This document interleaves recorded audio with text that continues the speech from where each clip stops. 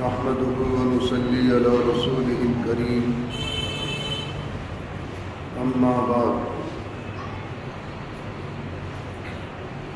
اللهم طهر قلبي من النفاق وعملي من الرياء ولساني من الكذب وعيني من الخيانة فإنك تعلم خائنة الأعين وما تخفي الصدور.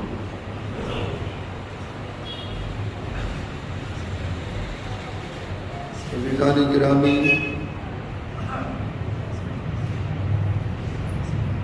الحمدللہ اس ماہ مبارک کا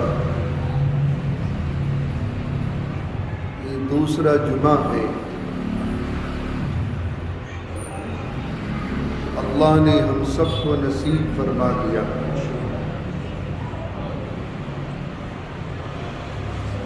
میں بارگاہ قدسی میں دعا گو ہوں، اللہ رب العزت والجلال ہم سب کو، پورے عالم اسلام کو عافیت کے ساتھ یہ مقدس مہینہ نصیب فرمائے، امن و امان کے ساتھ اس ماہ مبارک کی شایان شان احترام کرنے کی بھی اور اپنی بندگی کرنے کی بھی توفیق عطا فرما دے، آمین یا رب العالمین۔ عزیزان گرامی، آج کے درس میں 3 مقامات ایسے ہیں کہ جن کو دیکھنا عبادت ہے۔ حضور صلی اللہ علیہ وسلم کے ارشادات عالیہ ہیں کہ سب سے پہلا مقام بیت اللہ شریف ہے۔ خدا کرے ہم سب کو وہاں کی حاضریاں بار بار نصیب ہو۔ بیت اللہ کا دیکھنا بھی عبادت ہے۔ یہ اللہ کا گھر ہے، عظمت والا ہے، شان والا ہے، اور اس کی سادگی پر ہماری جانیں قربان۔ بڑی سادگی، پتھر بھی سادہ، پردہ بھی سادہ، لیکن ایسی کشش ہے کہ دل کھنچے چلے جاتے ہیں، اور اس میں ایسی کشش بھی ہے کہ اس کے دیکھنے سے کبھی طبیعت نہیں اکتاتی۔ یہ شان ہے بیت اللہ شریف۔ اس کے پیچھے لاجک کیا ہے، اس کا ریزن کیا ہے اس کے پیچھے؟ بیت اللہ شریف کا طواف کرنے کا مقصد جانتے ہیں کیا ہے؟ بیت اللہ شریف کا طواف کرنے کا مقصد یہ ہے کہ ہم اللہ کی تجلیات کا طواف کر رہے ہیں۔ چونکہ تجلیات ربانی اس کی ذات سے نکلتی ہے جو ہمیشہ 24 گھنٹے خانہ کعبے پر مرکوز رہتی ہے۔ یہ اس کے پیچھے ریزن ہے۔ یہ 4 دیواری کا طواف کرنا تو ایک بہانہ ہے، اصل تو اللہ کی تجلی کا طواف کرنا ہے، اور تجلی کا مقصد جانتے ہیں کہ اس کی ذات کا طواف کرنا ہے۔ بیت اللہ شریف جس مقام پر ہے اس کا نام مطاف ہے۔ ایک زمانے میں مدرسہ سولتیہ ہوا کرتا تھا، اور سولت النساء ایک کلکتے کی شہزادی تھی جنہوں نے وہ مدرسہ بنوایا تھا۔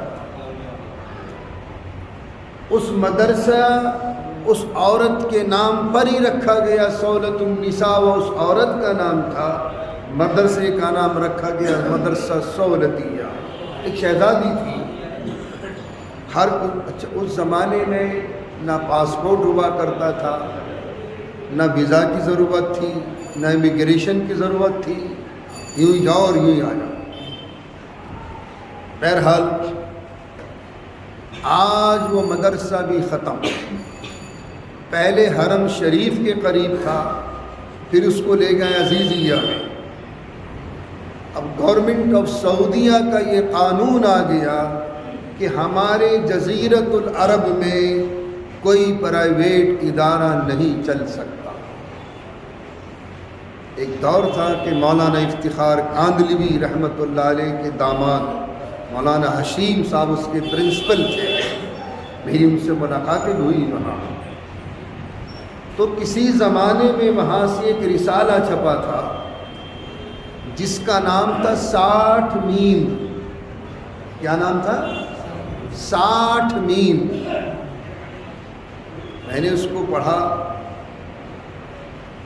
اس کی خبریں پڑھی، اور وہیں سے ایک کتاب چھپے تھی اظہار الحق، یہ عربی زبان میں ہے، رد عیسائیت پر۔ میں نے مولانا حشیم رحمۃ اللہ علیہ سے فرمایا حضرت یہ کتاب مجھے چاہیے، اور عرفات سے میری واپسی ہوگی تو انشاءاللہ میں اس کتاب کو لوں گا۔ لگے میاں بہت پرانا زمانہ ہو گیا، پتہ نہیں وہ کہیں ہے یا نہیں، میں ریکارڈ میں دیکھوں گا۔ میں کہا میں کچھ نہیں جانتا، مجھے رسالہ ہر حال میں چاہیے۔ یہ میں پریشر ڈال کے گیا۔ خیر فرمانے لگے اچھے آپ آ جائیں واپسی پر، انشاءاللہ میں تلاش کراؤں گا۔ خیر میں آیا، پھر حاضری دی سولتیہ میں، وہ رسالہ حضرت نے تلاش کر کے نکلوا لیا تھا، بڑا بوسیدہ، ورق پکڑتا ہوں تو پھٹنے کے قریب ہو جاتا ہے۔ تو وہ 60 میم کے نام سے چھپا تھا۔ 60 میم کا مطلب یہ ہے کہ 30 مقامات تو مکے میں اور 30 مقامات مدینہ میں وہ ہیں کہ وہاں جو دعائیں مانگیں گے قبول ہوگی۔ مطاف میں میم ہے، مقام ابراہیم میں میم ہے، ملتزم میں میم ہے، مینا میں میم ہے، مسعی میں میم ہے، مزدلفے میں۔ غرض یہ کہ 30 مقامات تو یہاں کے اور 30 مقامات مدینہ طیبہ کے، یہ 60 جگہ ہیں کہ جہاں حاجی اور عمرہ کرنے والے معتمرین جو جو دعائیں مانگیں گے اللہ قبول فرمائے گا۔ میں نے اپنی کتاب چھپی تھی کسی زمانے میں، یہ بھائی دائی صاحب نے چھپوائی تھی، شفیق اینڈ سنز کمپنی کے تھرو، حج کا آسان طریقہ۔ شاید میں نے اس میں ان مقامات کی تفصیل بھی دی تھی۔ اب وہ کتابیں چھپنی شاید بند ہو گئی، اس کا ایڈیشن بھی ختم ہو گیا، کہیں اگر ہو کسی کے پاس تو اللہ عالم۔ اس کا مقدمہ میں نے 35 صفحوں کا عربی زبان میں دیا تھا، اور اس میں تشریح کی تھی کہ یہ مطاف جو ایریا ہے یہ معمولی ایریا نہیں ہے۔ اس مطاف کے تہہ خانے میں 70 نبیوں کی قبر بھی موجود ہے، معمولی مطاف نہیں ہے۔ ایک دور تھا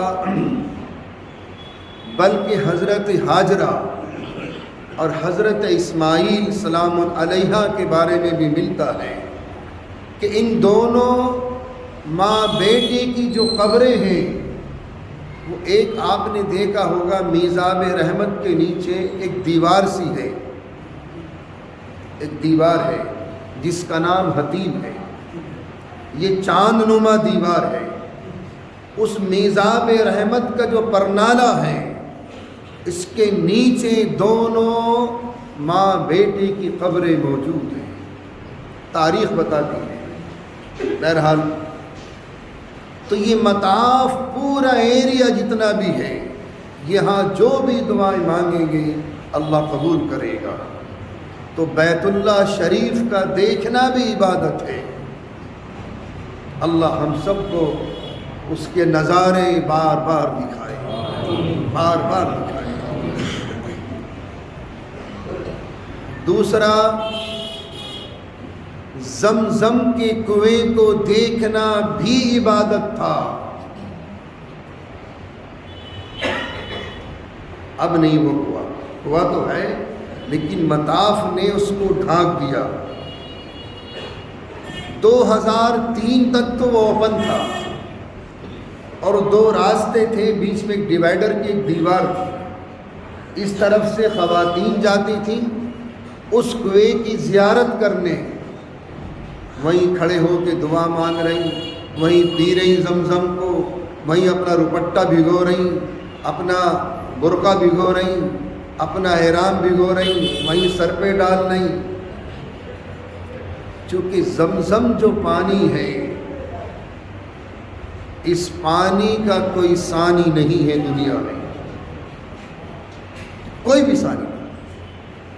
آج کی میڈیکل سائنس کے اعتبار سے جو ریسرچیں ہو چکی ہیں، اس زمزم کے پانی میں کینسر تک کا علاج بھی موجود ہے، الحمدللہ کینسر تک کا علاج بھی ہے، اور اللہ نے بہت سے مریضوں کو شفا بھی دیا ہے۔